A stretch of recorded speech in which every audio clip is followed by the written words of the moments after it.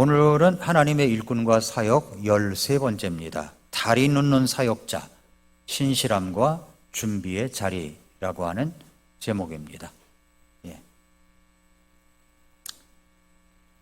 오늘 설교 개요는 첫 번째는 사역의 본질은 신실함이다. 그 다음에 두 번째는 하나님은 사역으로 우리를 성장시키신다. 세 번째, 변화는 거룩한 훈련의 기회다. 평가자는 오직 하나님이시다. 이런 순으로다가 말씀을 나누도록 하겠습니다.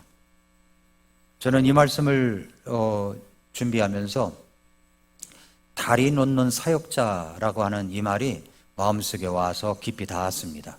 이 말씀은 저를 위한 말씀이구나 이렇게 생각이 들었어요.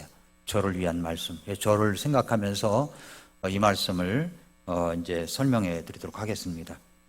자, 사역의 본질은 신실함이라고 했습니다. 겉으로 보이는 사역의 길이가 있습니다. 몇 년을 했느냐, 30년을 했느냐, 40년을 했느냐 라고 하는 길이가 있고, 그러나 하나님이 보시는 신실함이 있다는 겁니다. 우리는 종종 사역의 연수나 직분, 직함을 굉장히 중요하게 생각합니다. 예를 들어서 어떤 사람이 나는 10년 동안, 21년 동안 주님의 사역을 위해서 교회에서 교사로, 찬양대로, 무엇으로 일을 했습니다 라고 소개할 때 우리는 정말 존경심이 가죠. 존경심이 갑니다.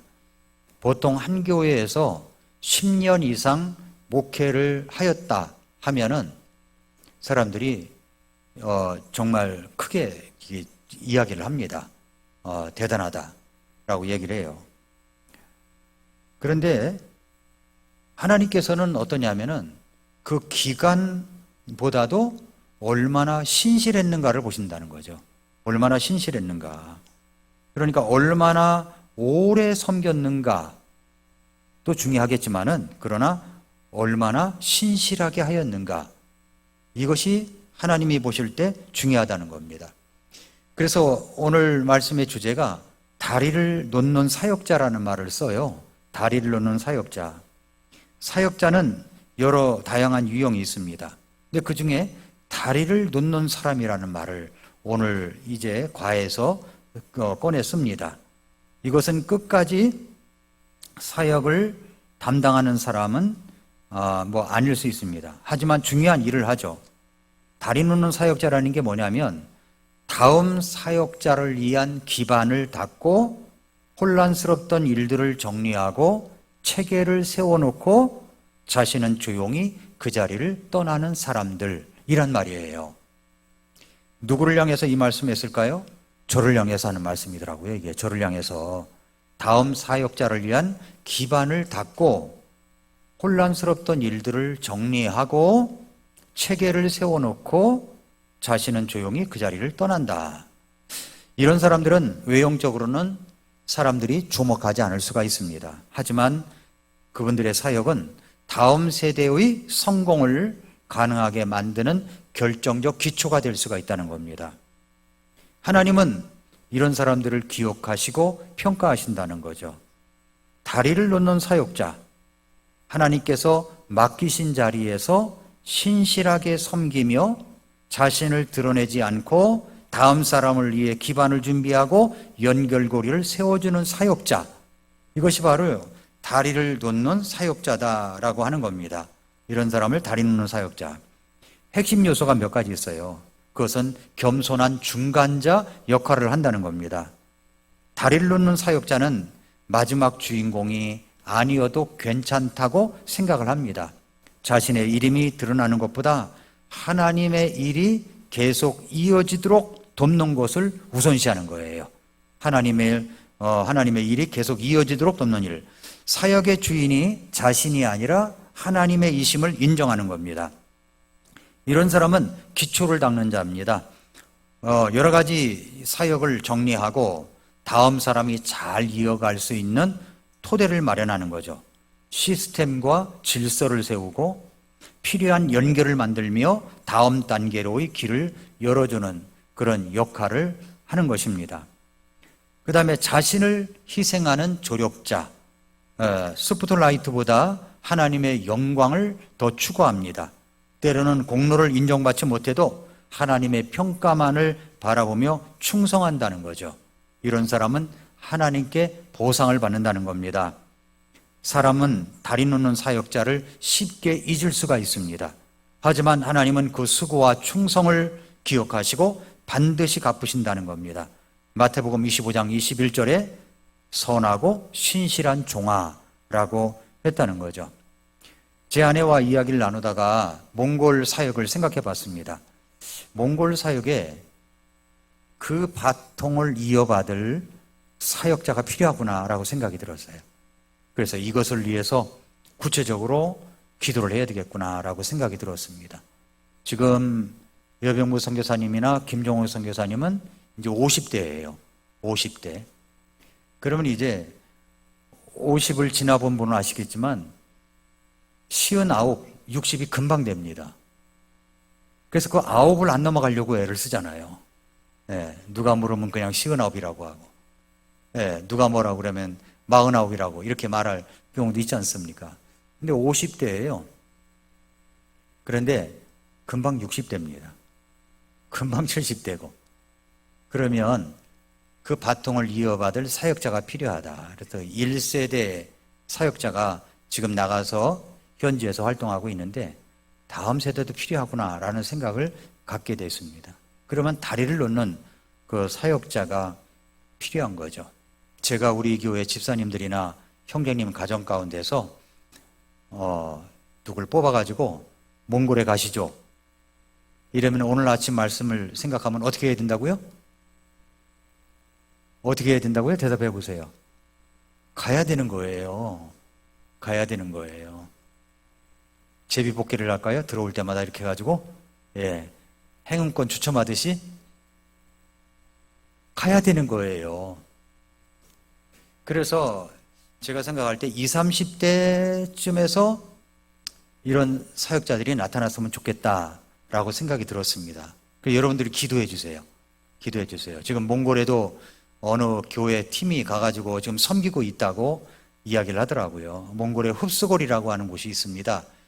울란바타르에서 흡수골까지는 차로다가 1박 2일 동안 가야 됩니다. 1박 2일을. 그러면 그곳에 있는 미가라고 하는 목사님이 있는데 한길교회 출신이에요. 근데 미가라는 목사님이 있는데 거기서 사역을 하고 있어요. 거기에서는 미국의 BBC, 미국 목사님이 파송이 돼서 선교사로 거기서 일을 하고 계시는데 캠프장을 마련해 가지고 10년 이상 캠프장만 만들었어요. 교회도 있지만 캠프장을 만들었는데 얼마나 멋있게 만들었는지 몰라요. 깜짝 놀랍니다. 호수 입구에 강물이 있는데 그 강물 옆에 캠프장이 있는데 얼마나 멋있는지 몰라요. 그곳에서 주변에 있는 수많은 청소년들을 여름마다 모아놓고서 교육을 시키고 말씀을 가르치고 그러고 있습니다. 미가라는 목사님이. 근데 거기에서 한 40km 떨어진 곳에 이제 개척을 하나 한 겁니다. 그리고 거기에 작은 도서관을 하나 지금 세우려고 준비하고 있습니다. 필요한 것이 많다는 겁니다.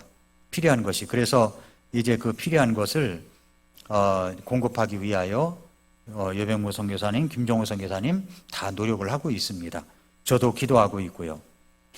그렇게 이제 어떤 거냐면 그곳에 가서 자기가 주체가 되는 것이 아니라 다리를 놓는 것, 다리. 제가 몽골 사역을 생각해 볼 때 저는 다리 놓는 사람이었구나라는 생각이 들어요. 거기 가서 제가 주인공 역할을 한 게 아니라 다리만 놔준 거죠. 누군가 가서 볼 수 있도록 하고 일할 수 있도록 하고 후원할 수 있도록 하는 것. 그것을 많이 지금까지 여러분도 했고 저도 하고 있습니다. 그래서 다리를 놓는 사역자라고 하는 것은 다시 한번 정리한다면 하나님의 뜻이 다음 단계로 이어지도록 신실하게 준비하고 연결하며 나중에는 자신은 조용히 뒤로 물러나는 사역자가 바로 다리 놓는 사역자인 것입니다. 그런데 여기서 뭐라고 그랬습니까? 신실하게라는 말이 나오죠? 신실하게라는 말이 나오는데 이것은 faithfulness라고 하는 단어입니다. 이것은 개역 성경에서는 충성이라고 번역을 했는데 흠정역 성경에서는 신실함으로 번역을 했습니다. 이것은 faithfulness, 그러니까 직역하면 무슨 말이냐면은 믿음을 지닌 상태를 말하는 겁니다. 믿음을 지닌 상태, 믿음이 충만한 성품을 가리키는 겁니다. 그래서 이것은 변치 않는 충성, 신뢰할 수 있음, 약속을 끝까지 지킴, 꾸준함을 나타내는 특성이 있어요, 이 단어가. 그래서 성경에서 faithfulness는 단순히 믿는 마음 이상으로 약속을 끝까지 지키며 하나님과 사람 앞에서 변치 않는 충성스러운 태도를 말하는 겁니다. 히브리어 원어로는 에무나라고 그래요. 확고함, 견고함, 믿음직함, 변치 않는 성실함이란 말입니다.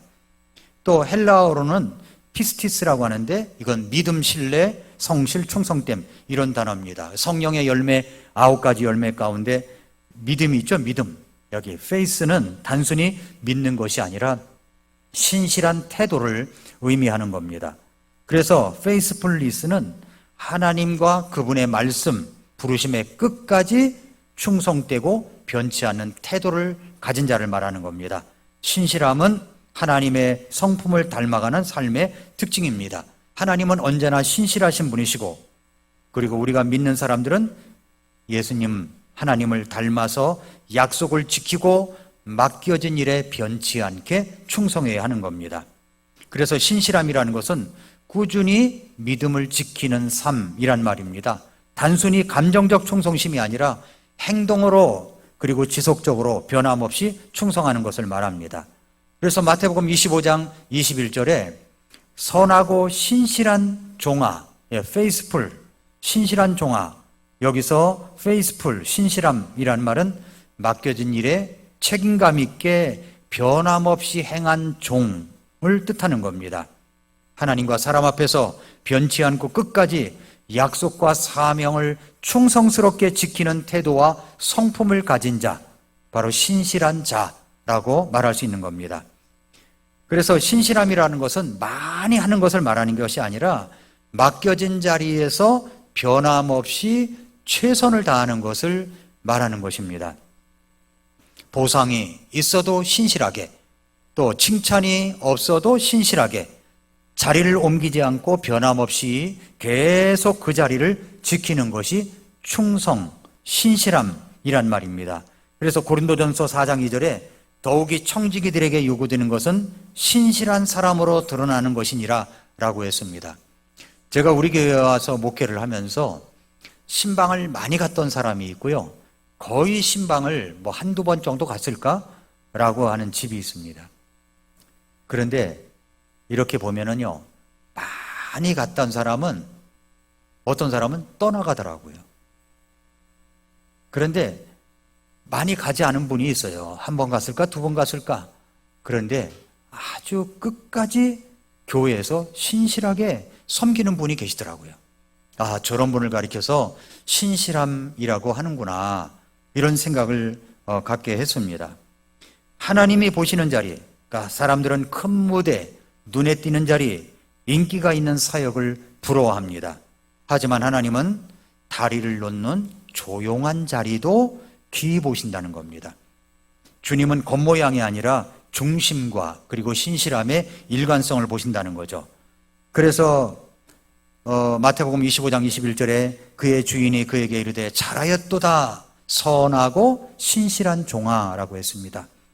이 칭찬은 눈에 띄는 일을 한 종이 아니라 작은 일에 신실했던 종을 말하는 겁니다.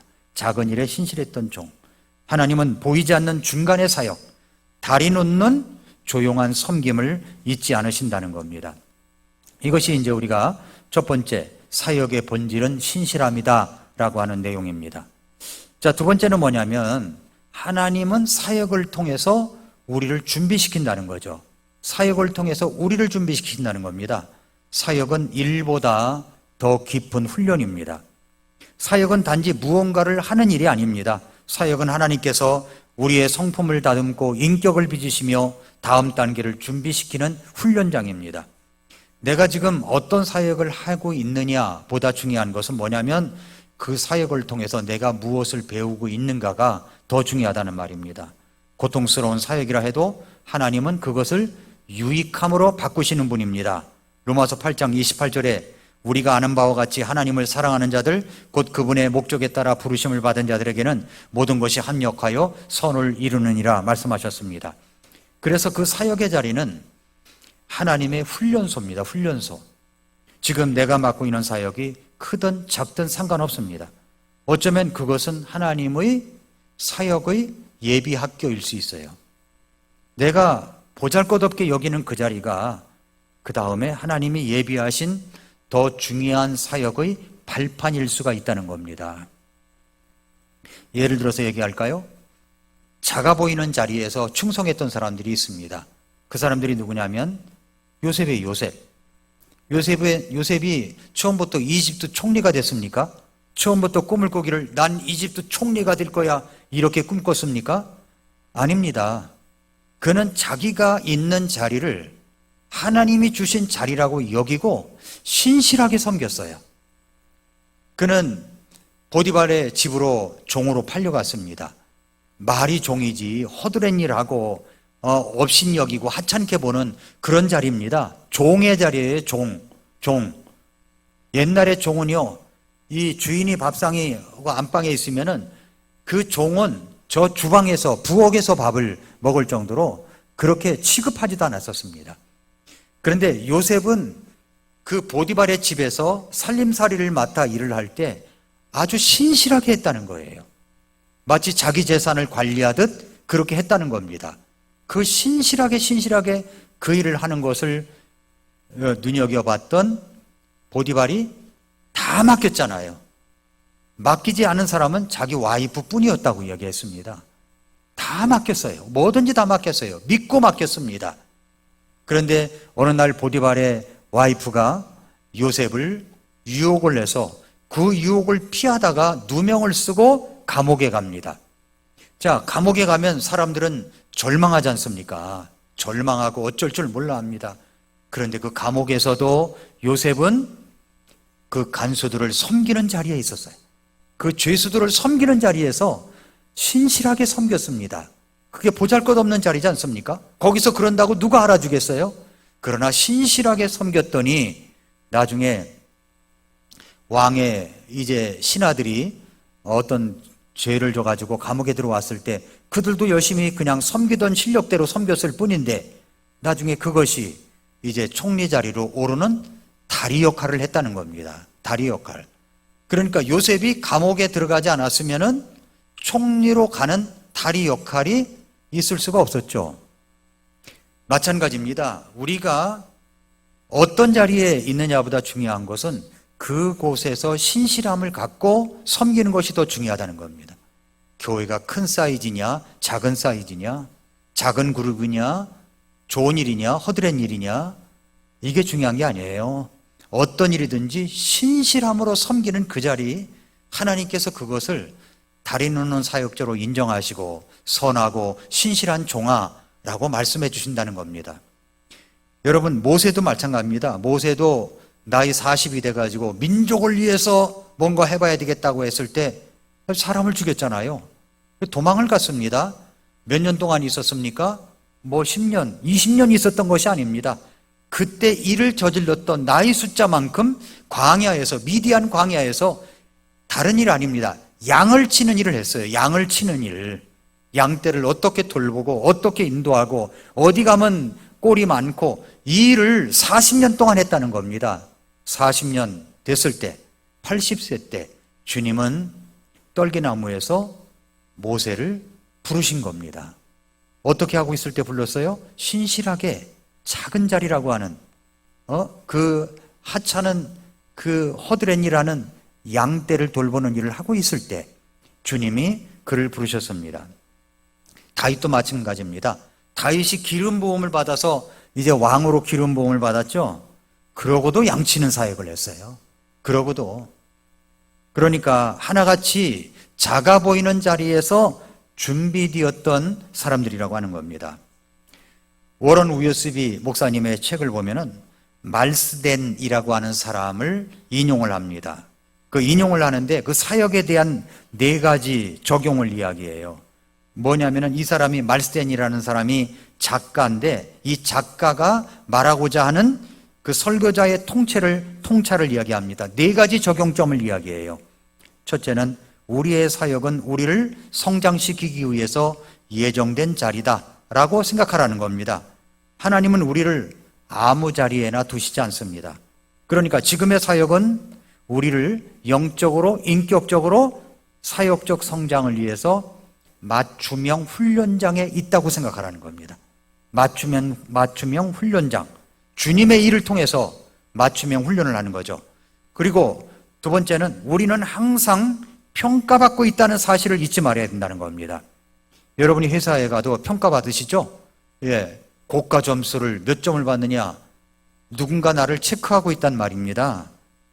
우리는 주님께서 평가하고 계세요. 하나님은 우리의 태도, 충성, 자세를 끊임없이 보고 계십니다. 사람들이 보지 않아도 하나님의 눈은 우리를 주시하고 있습니다. 골로새서 3장 22절 23절에 봐도 종들아 육체를 따라 너희 주인인 자들에게 모든 일에 순종하되 사람들을 기쁘게 하는 자들 같이 눈으로 볼 때만 섬기지 말고 하나님을 두려워하면서 단일한 마음으로 하라. 또 너희가 무슨 일을 하든지 마음을 다해 죽게 하듯 하고 사람들에게 하듯 하지 말라. 직장인들이 일을 할 때 무슨 일을 하든지 마음을 다해서 누구를 대하듯 하라고요? 주님께 대하듯 하라는 거예요. 죽게 하듯 하고 사람들에게 하지 말라는 겁니다. 항상 평가받고 있다는 것 잊지 말아야 되고, 세 번째, 지금의 사역은 다음 사역을 위한 준비의 자리다라고 하는 겁니다. 지금의 자리는 끝이 아닙니다. 중간 과정이에요. 지금의 사역을 성실히 감당해 나갈 때 하나님은 준비된 사람을 다음 자리로 인도하실 준비를 하십니다. 우리가 준비되었을 때 하나님은 우리를 옮기십니다. 많은 사람들이 자리만 바꾸면 뭔가 되겠지라고 생각하지만 하나님은 준비된 자를 옮기시는 겁니다. 시편 75편 6절 7절에 보니까 높이는 일은 동쪽이나 서쪽이나 남쪽에서 나오지 아니하며 오직 하나님께서 재판장이시니 그분께서 한 사람은 낮추시고 다른 사람은 높이시느니라. 네 번째는 뭐냐면 하나님의 평가와 이동은 정확하다는 겁니다. 우리가 때때로 이렇게 말할 수 있죠. 언제까지 내가 이 일을 계속해야 합니까? 이 일은 내 재능에 맞지 않는 것 같습니다. 나는 이제 다른 데로 가야 할 때가 아닐까요? 그러나 하나님은 타이밍을 정확히 하시는 분이세요. 우리가 스스로 나아가기보다는 하나님의 인도하심을 따라 움직이는 것이 지혜입니다. 이것이 이제 우리가 두 번째로 본 것, 하나님은 사역을 통해 우리를 준비시킨다는 겁니다. 세 번째는 변화는 피할 수 없는 성숙의 과정이다라고 하는 겁니다. 우리는 본능적으로 편안함을 추구하죠. 편안했으면 좋겠죠. 사람은 누구나 안정된 환경, 익숙한 시스템, 그리고 통제 가능한 조건 속에서 살고 싶어 합니다. 그러나 신앙의 여정은 종종 그 안정의 울타리를 벗어나는 것을 요구합니다. 모세는 왕궁에서의 안락함을 떠나서 미디안 광야로 나아가야 했습니다. 아브라함은 갈대아 우르를 떠나 거기 있으면 편안했어요. 자기가 살던 마을입니다. 도시예요. 그리고 그곳에서 부자로 살았습니다.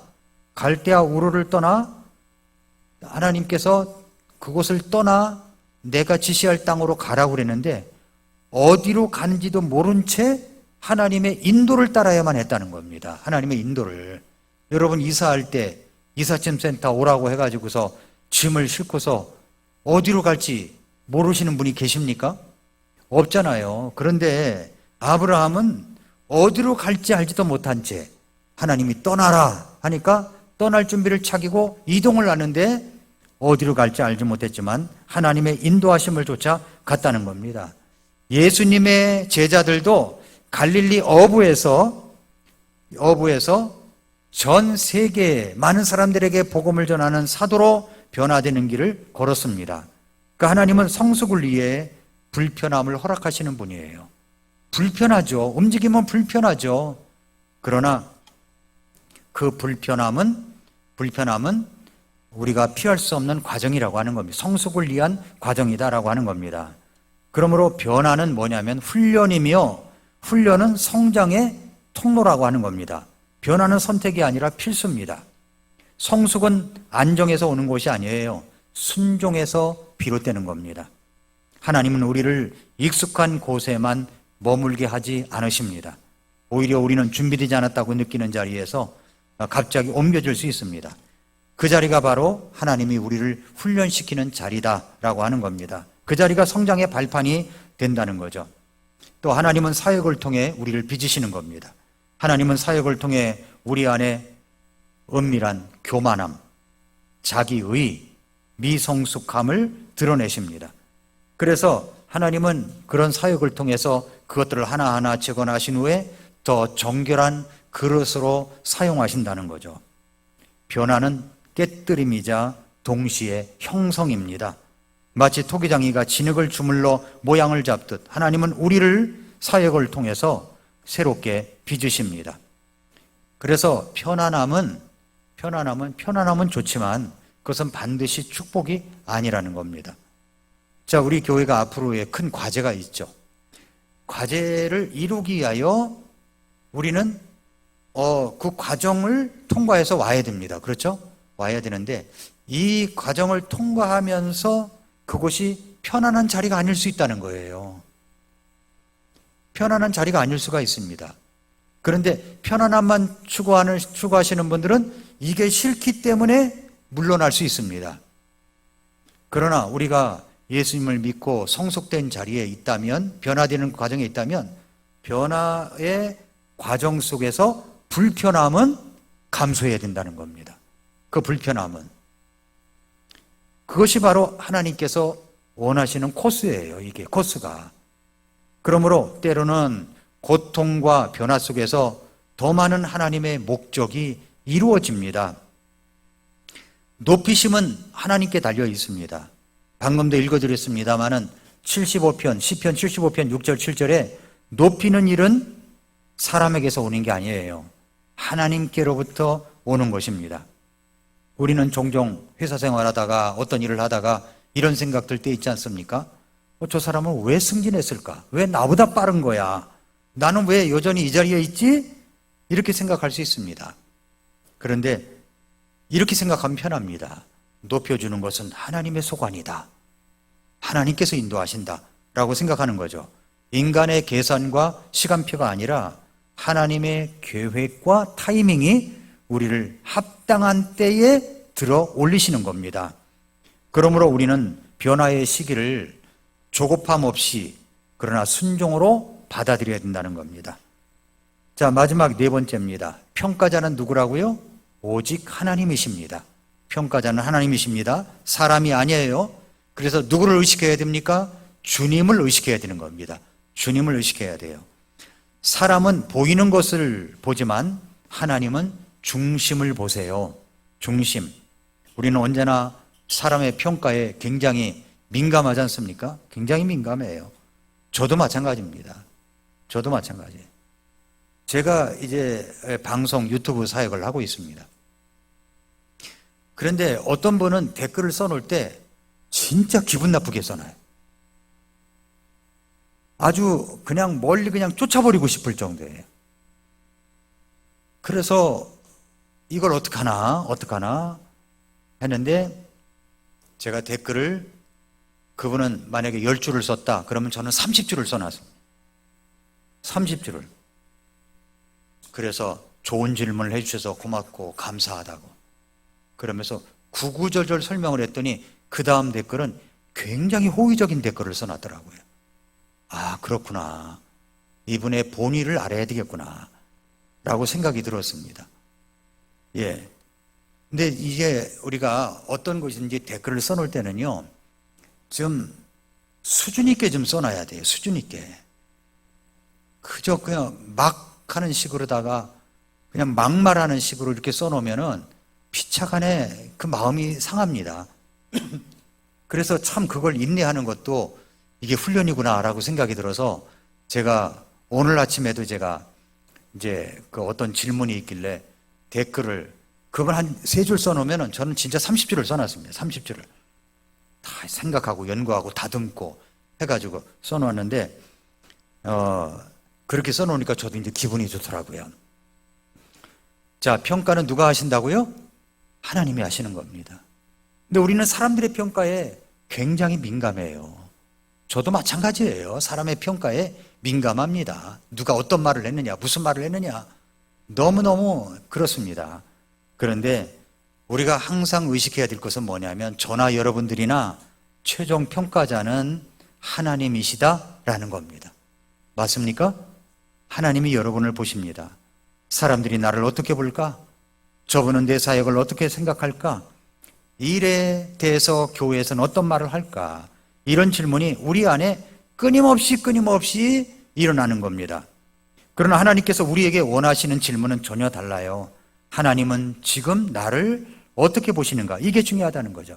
그래서 사무엘상 16장 7절에 보니까 뭐라고 그랬냐면은 그의 용모나 키의 크기를 보지 말라. 예, 키 크신 분 죄송합니다. 자, 키의 크기를 보지 말라. 내가 이미 그를 버렸노라. 예, 주는 사람이 보는 것처럼 보지 아니하나니 사람은 겉모습을 보나 주는 마음을 보느니라. 사람은 겉모습을 봐요. 겉모습 보고 평가합니다. 그러나 여러분, 마음을 봐야 돼요. 마음을. 몽골 분들이 이제 가끔 이제 한국에 오세요. 몽골에 이제 제가 어떤 그 외식 사업을 하시는 그 간조리고 회장님이라고 있는데 나이가 40이 안 된 분이에요. 그런데 한국에 오면 제일 먼저 하고 싶은 일이 뭐냐 물었더니 그 중에 하나가 우리 교회 와서 제설계 듣는 거랍니다. 좋은 대답이죠? 예. 그래서 기대하고 있습니다. 제가 기대하고 있어요. 올 겁니다, 이제. 예. 그런데 여러분, 우리가 중요한 것은 뭐냐면 사람들의 그 평가예요. 몽골 사람들 한국에 이제 이렇게 초청돼서 한국에 와가지고 이렇게 하는 거 볼 때 제가 이렇게 보면은 겉모습은요 굉장히 별로 없어 보였어요. 제가 볼 때는. 근데 그분이 닥터래요. 그리고 자기의 구독자가 몇만 명이더라고. 몇만 명. 그거 보니까 야, 그렇게 생기질 않았는데 참 대단하다. 이렇게 이제 혼자 속으로 겉으로 말할 수는 없고 그렇게 생각이 들었었습니다. 그 사람은 겉모습 보고 평가하려고 그러잖아요. 그런데 우리 주님은 뭐라고 그랬습니까? 사람은 겉모습을 보지만 우리 주님은 마음을 보신대요. 마음을 보신대요. 여러분, 소망을 가지시기 바랍니다. 예, 겉모습이 좋은 사람들은 좀 어떨지 모르지만 좀 미안하게 생긴 사람들은 좀 이게 얼마나 마음이 위로가 되는지 몰라요.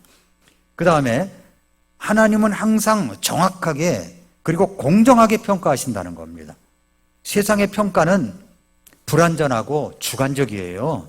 그러나 하나님의 평가는 완전하고 의롭습니다. 하나님은 우리의 중심을 보세요. 마음의 중심을. 우리의 수고, 우리의 눈물, 순종, 그리고 신실함, 이것을 결코 잊지 않으십니다. 우리 주님을 향해서 말이죠. 히브리서 6장 10절에 하나님께서는 불의하지 아니하사 자신의 이름을 위해 너희가 보여준 너희의 행위와 사랑의 수고 곧 너희가 성도들을 섬겨온 것과 또 섬기고 있는 것을 잊지 아니하시느니라. 사람들은 우리가 한 수고를 쉽게 잊습니다. 그러나 하나님은 잊지 않으시며 반드시 갚으십니다. 여러분 이 사실 믿으십니까? 예, 그렇습니다. 하나님의 기준은 신실함이에요. 신실함. 예, 결실이 아닙니다. 신실함. 우리는 종종 사역의 결과 또 열매로 평가받기를 원하지만 하나님은 결과보다 동기와 신실함을 먼저 보시는 거예요. 신실함. 사람은 외적인 성공을 말하지만 하나님은 내면의 성실을 요구하십니다. 그래서 고린도전서 4장 2절에 청지기들에게 요구되는 것은 신실한 사람으로 드러나는 것이라고 말씀하신 것입니다. 그러므로 우리는 평가자이신 하나님 앞에서의 삶을 살아야 됩니다. 워런 웨슬리는 이렇게 도전해요. 우리는 항상 평가받고 있다. 그러나 그 평가자는 사람이 아니라 하나님이시다. 이 말은 우리로 하여금 세 가지 태도를 갖게 만들죠. 겸손하게 행하라, 그리고 신실하게 일하라, 기쁨으로 섬기라 하는 겁니다. 그래서 최종 평가의 날, 그날이 다가옵니다. 고린도후서 5장 10절에 우리가 반드시 다 그리스도의 심판석 앞에 나타날 것이기 때문이라. 이로써 각 사람이 좋은 것이든 나쁜 것이든 자기가 행한 것에 따라 자기 몸 안에서 이루어진 것들을 받으리라. 로마서 14장 12절에서 그런즉 이처럼 우리 각 사람이 자신에 관하여 하나님께 회개 보고를 하리라. 그날 그런다는 겁니다. 그날 가장 듣고 싶은 말이 무엇입니까? 선하고 신실한 종아. 한번 같이 해볼까요? 시작. 선하고 신실한 종아. 이 말을 우리 주님으로부터 받는 것이 우리의 최종 목적입니다. 그러므로 우리는 신실함으로 나아가야 됩니다. 자, 신실함 뭐라고 그랬죠? 다시 신실함이라고 하는 것은 성경적 의미로 볼 때는 우리가 신실함은 꾸준히 믿음을 지키는 삶을 뜻한다고 이야기를 했습니다. 다리 놓는 사역자란 뭐라고 그랬습니까? 하나님의 뜻이 다음 단계로 이어지도록 충성스럽게 준비하고 연결하며 자신은 조용히 뒤로 물러나는 사역자다. 이 말씀을 우리 하나님께서 저에게 말씀하시더라고요. 저에게. 저는 전에도 말씀드렸지만 저는 이렇게 할 겁니다. 근데 제가 말씀드렸죠. 우리 교회 예배당 다시 짓게 되면 꼭 한 2년 정도는 더 하고 싶다고. 왜냐하면 그것을 시스템을 다 갖추어 놓고 잘 이제 움직이게 한 다음에 다음 후임자에게 모든 것을 넘겨주고 저는 저대로의 주님께서 부르신 다음의 사역을 향해서 나아가고자 기도하고 있습니다. 이 일을 저는 이루려고 기도하고 있고 준비하고 있습니다. 성도 여러분, 우리는 다리 놓는 사역자가 되어야 됩니다. 여러분도 다리를 놓는 거예요. 어떤 다리입니까? 다음 세대들을 위한 다리 놓는 거예요. 우리 교회가 근본적인 침례교회로서, 성서 침례교회로서 성서, 킹제임스 바이블을 가장 권위 있는 성경으로 인정하고 그 다음에 침례, 세례가 아니라 믿는 자의 고백 후에 주는 침례를 믿고 교회, 국가교회가 아니라 국가와 교회가 분리된 구원받은 자들의 모임인 교회, 이 성서 침례 교회를 이루는 사역을 우리가 만들어 가야 됩니다. 그러기 위해서는 우리 교회 문화 속에서 세상과 구별된 모습으로서 예배 시스템이나 또 내지는 사역 시스템이나 말씀을 듣고 배우는 것이나 모든 것들이 여러분들에 의해서 다음 세대에 다리를 놔줘가야 된다는 겁니다. 다리를 놔줘가야 돼요. 그 일을 위해서 우리가 들여져야 된다는 거죠. 여러분이 사업을 해서 직장 생활을 해서 여러분이 피땀 흘려 번 것을 가지고 주님 앞에 드려야 될 이유는 다리 놓는 사역자가 되기 위함이고 여러분이 시간을 내서 쪼개서 주님 앞에 드리는 것도 다리 놓는 사역자가 되기 위함인 겁니다. 누구를 위해서요? 다음 세대를 위해서. 다음 세대를 위해서. 이렇게 신실하게 이어져 갈 때 우리 교회가 많은 사람들에게 인정되고 정말 근본적인 침례교회로서 모델적인 교회로서 자리매김이 될 것이라고 믿습니다. 그래서 여러분들이 다리 놓는 사역자가 되어야 됩니다. 그렇게 하시겠습니까? 기도하겠습니다.